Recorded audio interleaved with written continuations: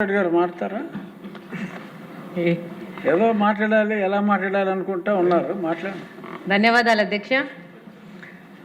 Population పెంచాలని చెప్తున్నారు అధ్యక్ష. నా వరకు నా సొంత అభిప్రాయం అయితే అంతకంటే ముందు ఆదాయ మార్గాలు పెంచాల్సిన అవసరం ఉంది.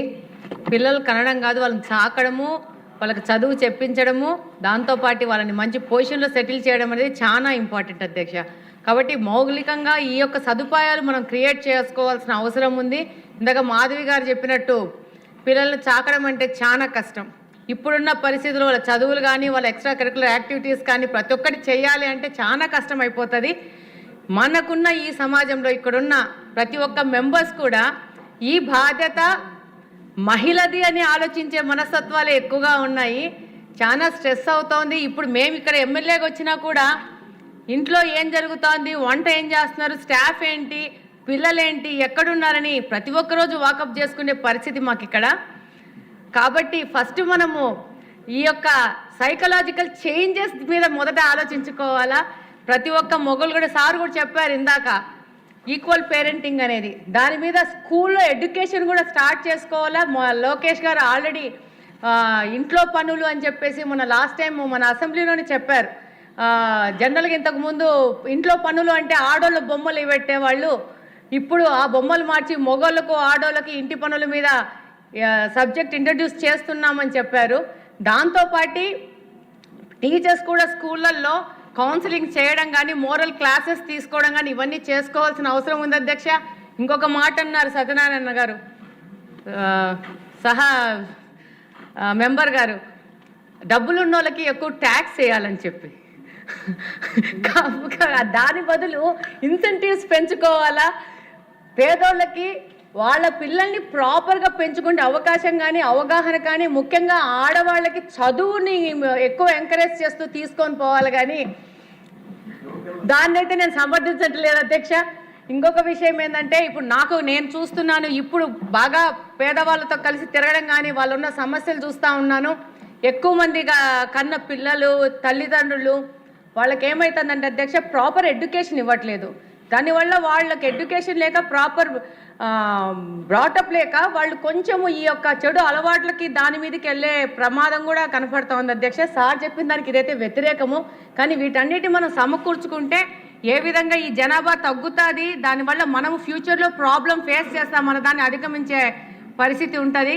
అంతే అధ్యక్ష. Thank you. ఏమీ చెప్పకుండా రేపు 4th సాటర్డే నుంచి ఇది మాట్లాడకుండా ఎంకరేజ్ చేసి స్టార్ట్ చేయండి ప్రోగ్రామ్.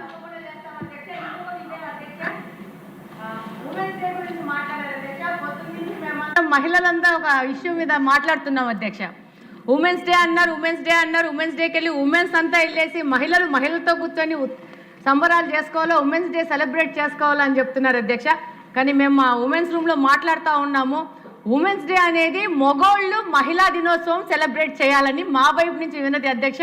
మా బర్త్డే జరిగితే మేమే కేక్ తెచ్చుకొని కోసుకోం కదా అధ్యక్ష, మాకు మీరు సెలబ్రేట్ చేయాలా ఉమెన్స్ డే అనేది అని చెప్పి సందర్భంగా తెలియజేసుకుంటున్నాను అధ్యక్ష. థ్యాంక్ యూ అధ్యక్ష. అందరూ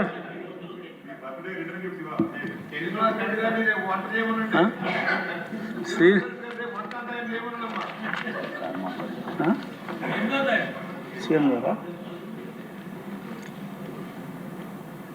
గౌరవ ముఖ్యమంత్రి గారు తమరు మాట్లాడు. అమ్మో వద్దు సార్, ఆయన ఆపడు సార్, వినో మాట్లాడు. అక్కడ రవికుమార్ గారు మాట్లాడతానంటారు. Very brief sir.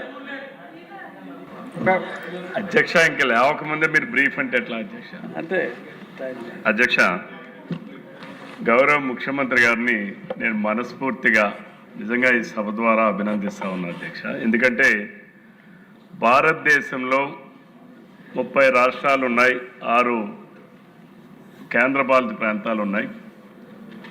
ఇంతవరకు ఒక రాజకీయ నాయకులంటే పరిపాలన సాగించడమే తప్ప రాబోయే తరానికి, రాబోయే కాలంలో జరిగేటటువంటి మంచి చెడులను విశ్లేషణ చేసి ముందుగానే ఒక విజన్ని రూపొందించడం అనేటటువంటిది ఒకే ఒక్క వ్యక్తి భారతదేశ రాజకీయాల్లో ఉన్నటువంటి ఏకైక వ్యక్తి, అది మన గౌరవ ముఖ్యమంత్రి చంద్రబాబు నాయుడు గారు.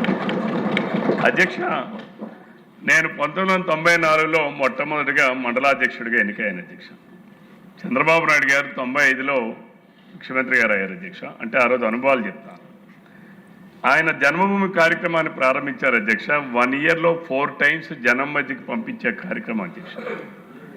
అప్పుడు ఆయన మాట్లాడేటటువంటి 2 అంశాలు ప్రధానంగా మాట్లాడేవారు అధ్యక్ష. ఎక్కడికి పోయినా సరే, ఒకటి HIV పైన మాట్లాడేవారు అధ్యక్ష, 2 జనాభా నియంత్రణ పైన మాట్లాడేవారు అధ్యక్ష. ఆ రోజుల్లో మేము పోయి పబ్లిక్ జరిగిపోయి జనాభా నియంత్రణ కోసం మాట్లాడితే జనం ఏమనేవాళ్ళు అంటే అధ్యక్ష, ఏమయ్యా నువ్వేమైనా పోషిస్తావా అయింది, మేము ఎంతమందికి అంటే నీకేమని చెప్పి మాట్లాడేవాళ్ళు అధ్యక్ష. ఇప్పుడు జనం దగ్గరికి పోయి ఏమైనా జనాభా తగ్గిపోతూ ఉన్నారు, మీరందరూ కూడా 1, 2 నియంత్రణ అవుతున్నాం, కాదు 2కి మించి వెళ్ళాలి అని అంటే నువ్వు పోషిస్తావు అని చెప్పి ఇప్పుడు తిరిగి అడుగుతా ఉన్నారు అధ్యక్ష. ఇప్పుడు జనంలో ఉన్నటువంటి పరిస్థితి అధ్యక్ష. ఇక్కడ ఏంటంటే అధ్యక్ష, జనాభా తగ్గిపోవడానికి గల కారణాలు 2, 3 అంటే నేను ప్రాక్టికల్గా అంటే ఫీల్డ్లో చూస్తున్నటువంటిది నా అనుభవాలు చూస్తాను అధ్యక్ష. జెనెటిక్గా కొంతమంది ప్రాబ్లమ్స్ వల్ల కొంతమందికి పిల్లలు పుట్టడం లేదు అధ్యక్ష.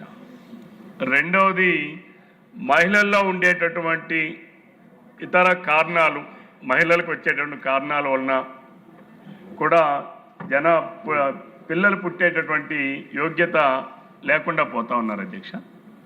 మూడవది మరికొంత ఇప్పుడు మనం కూడా చూస్తున్నాం అధ్యక్ష, కొన్ని పత్రికలు కూడా చదివాం.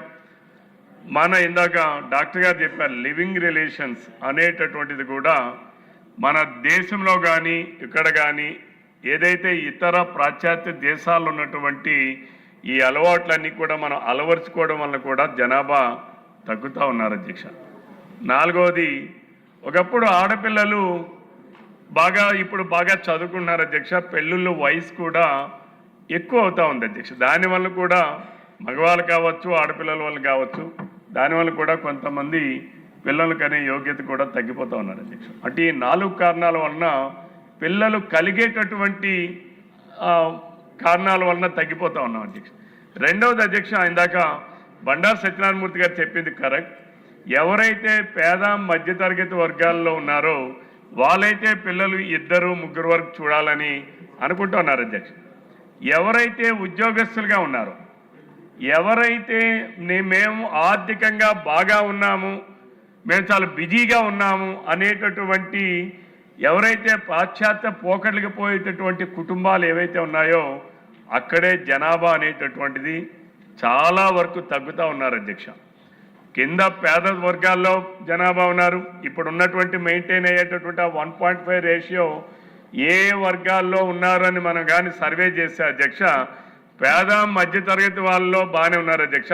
ఏపీఎల్ అండ్ అబోవ్ ఏపీఎల్ ఏదైతే ఉన్నారో వాళ్ళల్లోనే జనాభా చాలా తక్కువగా ఉన్నారు అధ్యక్ష.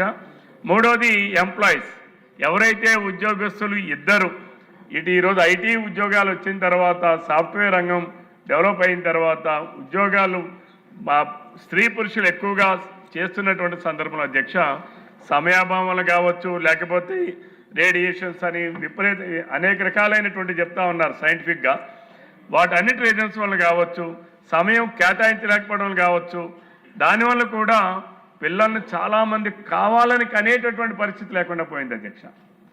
తప్పనిసరిగా దీనిపైన ప్రభుత్వం ఆలోచించాల్సినటువంటి అవసరం ఉంది అధ్యక్ష.